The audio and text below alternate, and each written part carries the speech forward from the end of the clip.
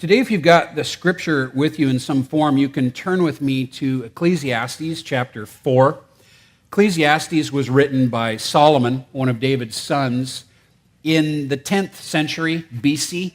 So this is about 3,000 years old. It's a collection of reflections on the meaning of life and the best way of life. And the mood of the book is a little bit sour, I would say, a little bit moody, because the more you think about life, the more you realize how meaningless so many things in life really are. Some of you are having a great time because you're not thinking about life. You're loving life. You know, ignorance is bliss. But when you actually start to think about what's going on and what life really is like and how people behave and what goes on, I mean, we're all working harder, but we're enjoying it less. We're all getting older. You know, we're all going to die. You know, everything we build ends up going to somebody else anyway. 100 years from now, none of us are here, and frankly, nobody cares. Are you feeling the joy, of this book? This is the deal. I mean, some of the key words that appear in Ecclesiastes are vain, futile, empty, meaningless, temporary, transitory, and fleeting. But every now and then, Solomon takes a pause from being Eeyore and comes up for air and gives us some wisdom about how to make the best of our time here on planet Earth. And such is the case here in Ecclesiastes 4. And just to summarize ahead of time what I'm going to tell you, he says relationships are an antidote for the meaninglessness that we encounter here on earth. Solomon writes, Ecclesiastes 4:7, I saw something meaningless under the sun. There was a man all alone. He had neither son nor brother, so no immediate family. There was no end to his toil, yet his eyes were not content with his wealth. He's working harder, but doesn't have this feeling of satisfaction. For whom am I toiling, he asks, and why am I depriving myself of enjoyment? This too is meaningless, a miserable business. Working harder, enjoying it less. You know, there's a difference between making a living and making a life. I think many people are trying to make a living, not as many trying to make a life. This guy's making a living, but a life, not so much. And he's describing the typical person, I think, in America. Gordon Dahl said most middle-class Americans tend to worship their work, to work at their play, and to play at their worship. As a result, their meanings and values are distorted. Their relationships disintegrate faster than they can keep them in repair, and their lifestyles resemble a cast of characters in search of a plot. This man that is being described in Ecclesiastes 4, he's a man in search of a plot. He's taking care of business, working maybe more than one job to make ends meet. He's exhausted, he's burnt out, and he's lonely. He's punching the clock, doesn't have much time left to tend to relationships, and thus feels pretty empty. I'd say success without happiness is the worst kind of failure. And Jesus said that. Jesus said, what will it profit a man if he gains the whole world but loses his own soul?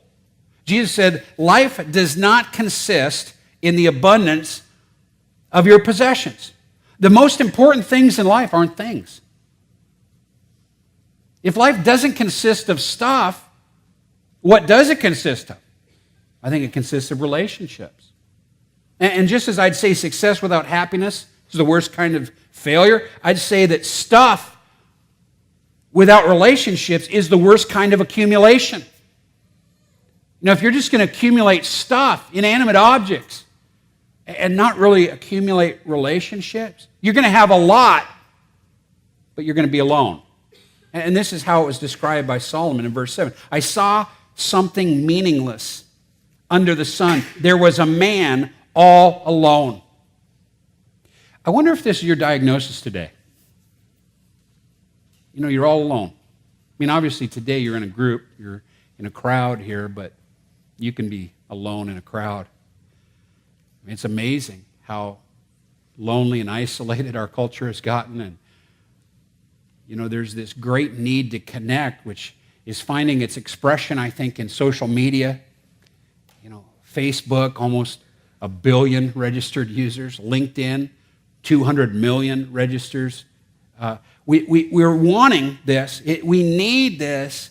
Are we really availing ourselves of it, or are we truly alone? God said it is not good for man to be alone. That was one of the first big pronouncements that God made. He created in 6 days, and after every day, he looked back at what he had done, and he said it's good. There's only one time where he said it's not good, and that was after the 6th day, when he had created man, put him in this beautiful environment, and he said it's not good for the man to be alone.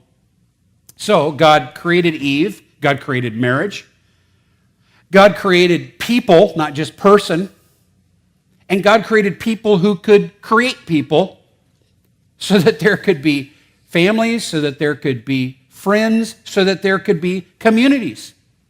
We have this beautiful world. Now we need people to share it with. So I think what's happened in our modern society, we've gotten away from the real joy in life. So Solomon offers up this wisdom, beginning in verse 9. He says, 2 are better than 1. I saw this man. This was meaningless, less meaning in life. I saw the man alone. But he says this, 2 are better than 1, because they have a good return for their work. If one falls down, his friend can help him up. But pity the man who falls and has no one to help him up. Also, if 2 lie down together, they will keep warm. But how can one keep warm alone? Though one may be overpowered, 2 can defend themselves. A cord of 3 strands is not quickly broken. One of the ways that Solomon lays out to make life better, to make it more enjoyable, to make it more fulfilling, is to do life together. Sidney Smith put it so well when he said, life is to be fortified by many friendships. To love and be loved is the greatest happiness of existence. I think this is straight out of Ecclesiastes. Life is hard, but what you need to make it less hard is some friendships, some relationships. What will relationships do for you? 5 things that Solomon points out here. First, encourage you in your work. Verse 9. 2 are better than 1. They have a good return for their work. We call this synergy. You know, the sum is greater than its parts. You go out and you dig a post hole by yourself, that's one thing. You do it with a neighbor, it's something different. Feels different. There's a whole different set of energy and joy that comes from the one. You know, you wash the cars by yourself, you wash the cars with your spouse or with your kids, it's different. The sum is greater than the parts, just having somebody else involved. Mule teams demonstrate this. One mule can pull about 7,000 pounds. You put 2 mules together, they can pull 30,000 pounds. Does this make sense? How's that possible? Well, it's possible because of the encouragement. It's possible because they egg each other on. It's possible because it's now a social thing. It's not just alone. And there's power in that. When you have someone to share it with, you know, the blessings are twice as great, and the trials are half as hard. Doubles your blessing, cuts in half the bummer. Kristen and I, when we were in college, we dated on and off. I don't remember how many times we broke up. I think 4.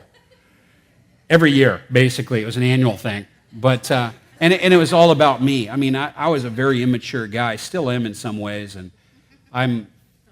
But at the time, I just had a lot of growing up to do. Well, one time during a break, when we were off, we were really off. I mean, and she dated one of my friends, a guy named Jay Armstrong. That was particularly painful, babe. But anyway, I might have shared that with you before, but it kind of hurt. Yeah, she says, remind everybody where you're going in February. Jay Armstrong's now a pastor in Hawaii, and he invited me to come over and do a conference. And so I'm getting over the feelings that I had.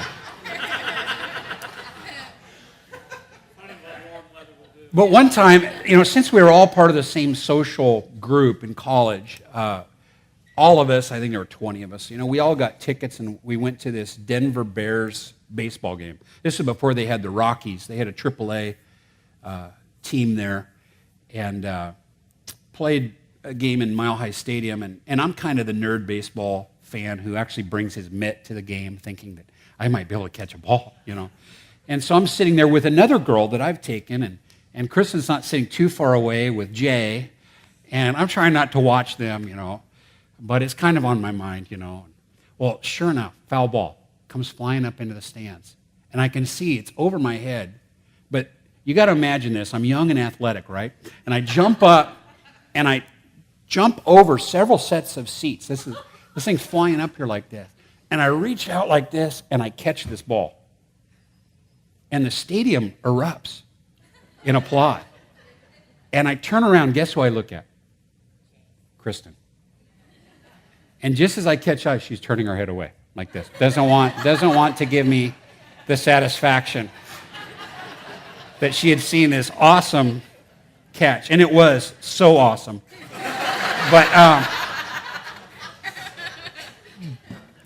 But it's nice when something great happens to you to have somebody to share it with. It's one of the worst things in life to have something great happen. You have nobody to share it with. And it's also nice when something hard happens, you have someone that you can commiserate with. That's the second thing. A friend will help you up when you get down. Verse 10, if one falls down, his friend can help him up. Pity the man who falls, has no one to help him up. I was a little bit down this week. I think because I was just so tired. I'm making a trip to Korea here, and when I go, I'm supposed to teach 16 times in 10 days. That sounds like enough work already, but beforehand, they need all of my outlines, all of my material ahead of time so they can translate it all into Korean. And so the deadline on all this was this last weekend, on Labor Day. I mean, I'm laboring, on Labor Day, trying to get all this stuff off to Korea. So, Tuesday, Wednesday, I was just tired. I was just kind of worn out, And, when you get tired, you get sometimes depressed. I mean, your emotions kind of follow your physical strength sometimes. And I just wasn't feeling real good. And this lady out of the blue calls me. I remember her. I know her. But she hasn't been around for a long time. I don't even think she lives in this state. But she called and said, Pastor Dave, I just want to say that some of the things that you've taught over the years from the Scripture have really helped me in my life. And I just got to thinking about it. I live by these things, and I wanted to call you and just encourage you. I got to say that my mood before I picked up that call and my mood after was different. I mean, just a little statement like that, just having somebody in your world go, hey, thank you. Little things like that. And if you're down physically, obviously, you need help getting up. But spiritually, emotionally, third, I think friends help keep you warm when you get cold. Verse 11. Also, if two lie down together, they'll keep warm. But how can one keep warm alone? When you get into bed and it's cold, one of the best ways to solve this is the ancient way. Spooning. Snuggling, And I'm the warm one in our relationship. Kristen's cold-blooded, cold heart. And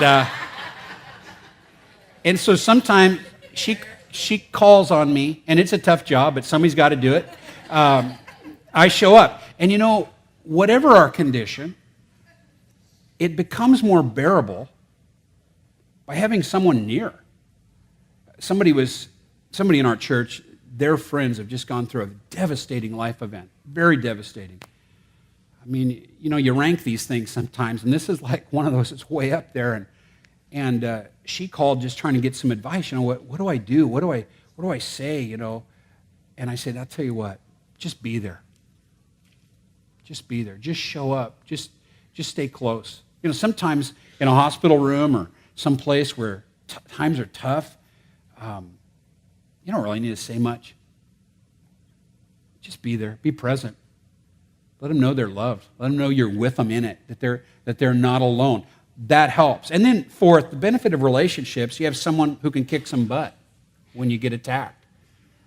And verse 12 says, though one may be overpowered, two can defend themselves. You see this, there's gangs, there's posses. It's a lot harder to pick one off when they're running in a group. And I'd say this is true spiritually too. We have an enemy out there, and what he loves to see is the straggler. The one that's isolated, the one that has nobody around them to help support them and to fight back. And fifth, friends help hold you together when you're coming apart. Verse 12, a cord of 3 strands is not quickly broken. I've used this verse many times in weddings, talking about, there's a husband, there's a wife, and then what if it's a cord of 3 strands with God in there, intertwined in this? It's really not a wedding verse necessarily. I just think it's true that we don't want to be a lone strand. We want to intertwine our lives with other lives. And that obviously has an application to us personally. I mean, every one of us needs to think right now, okay, who am I really intertwining my life with? So that I'm a rope. But I think it also has implications for us as a church. And this is really what I think we're going to be working on together in the next couple months. What are we going to do here to get together? And my answer to that is we're going to connect. And connect is something that our team, our staff here is unveiling, I guess, and creating right now. But Connect is a 7-week journey into friendship where we're going to very intentionally get together. We're going to make this a point of emphasis. There's a difference between a friendly church and a church where you have friends. I think every church is a friendly church. We're a friendly church. But I don't want to pastor a friendly church. I'm not saying I don't want to be an unfriendly church. I'm just saying I want to pastor a church where we have friends, where we're doing life together. Our mission statement says we're going to be an authentic Christian community. And that has implications for how we do life. We can't just be on our own and do this mission. We've got to do it together. We've got to do life together. How are we going to do it? We're going to do it through Connect. How we're going to do it? It's going to be a video-based discussion. It's going to be plug, play, participate. We're creating these videos right now that I think will be an opportunity for people to gather together, watch the video together, and then through that shared experience, have a conversation. I mean, first just come together and informally connect, get some names, shake some hands, make some introductions, but then watch this video.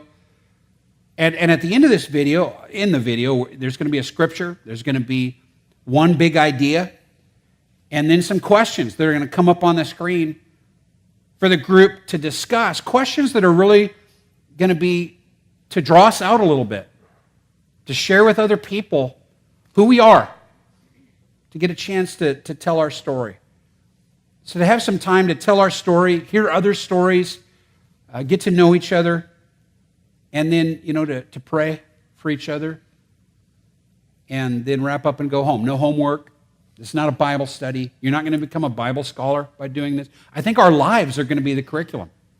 We're going to share our lives with each other. When are we going to do it? October.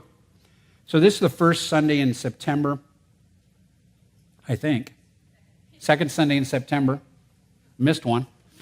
Time flies when you're having fun, but in October, starting in October, for 7 weeks, this is a limited time commitment on purpose.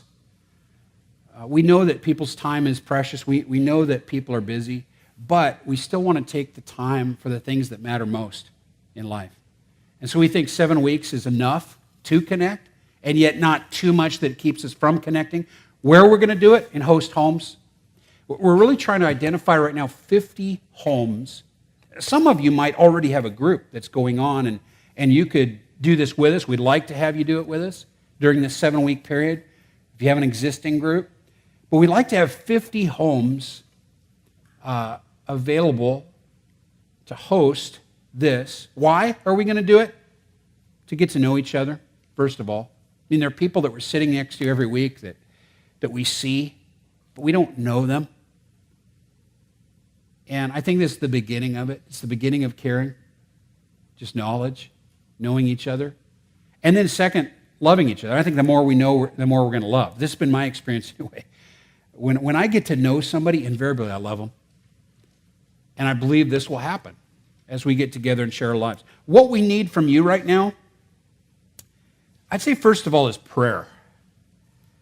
I'd like to invite you all to pray with us, just in these next few weeks, that God would do something really cool in our church. And I say church, I don't want to be a crowd. A crowd is when you get a bunch of people together who don't know each other, that's a crowd. But when you get a bunch of people together who do know each other, that's a church. And I want to pray for our church. That relationships would form, that people would get to know each other, that there would be a deeper love and caring. Second, volunteer. Some of you could do this today. Say, hey, I'll host one of those. I've got the wherewithal. I've got the living room. I could get it clean. I could press play. I could facilitate that conversation. If you could, that'd be awesome. Because, we really want to have capacity for everybody. Third, sign up, not today, but when the time comes here in the next couple weeks, we're probably going to take some time right in the service to say, okay, let's sign up for Connect. And I hope that when you get the card in your hand, you go, I'm signing up. I'm going for it. This is the time. And then fourth, participate. Obviously, to actually come to the group meetings. Our goal really is to have 100% participation. I know that sounds unrealistic, but when I read my Bible, I'm seeing God do a lot of things that are unrealistic. And I'm thinking he might just do this. I mean, I'd like to ask everybody in this room to participate. And I think if you've been around here a while, you know that I don't lay heavies on you that much. I don't try to say, hey, you got to do this, you got to do that. I try to really keep it about what is really vital, what's really life-changing and life-giving. And this is one request I have. I'd really like us all to participate because I think it would change us, it would change our church, it would change the spirit of this place. If we start to get into each other's lives a little bit, we'll be done by Thanksgiving. It's intentional. We're trying to get this done before we get into the holidays. I know that gets to be a very complicated time. I know that some of you are really busy. You can let us know what might work for you. What I'm hoping is some of the groups will happen every night of the week. And that we'll have some groups that will happen maybe even in the morning or midday. What would work for you, we're hoping we can get to work. Why? I think so that we can have the life that God designed. This is what Jesus said in John 10:35. By this all men will know that you are my disciples if you love one another. It's a huge testimony to the world when we take care of each other, the way we treat each other, the way we love each other. When people look in from the outside, they go, wow, that's different. And it really is. To invite heaven, into our homes and into our relationships. I mean, it's life-changing. It's world-changing. And ultimately, the author of Ecclesiastes, after moaning and groaning about a lot of things on planet Earth, he comes to this conclusion in the second to the last verse of the last chapter. He says, the end of the matter, all has been heard. Fear God and keep his commandments, for that is the whole duty of everyone.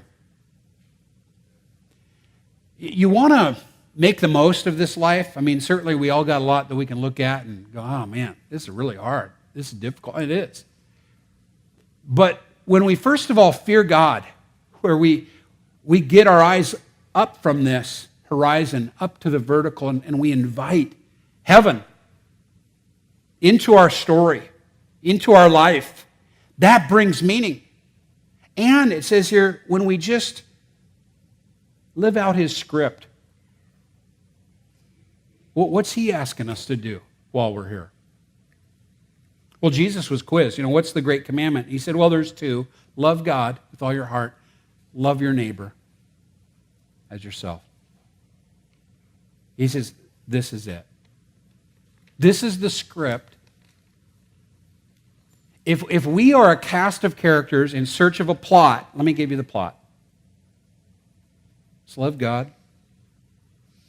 Let's love each other. This is what brings the most value, the most meaning to our lives. His script for us is relationships. Let's bow for prayer.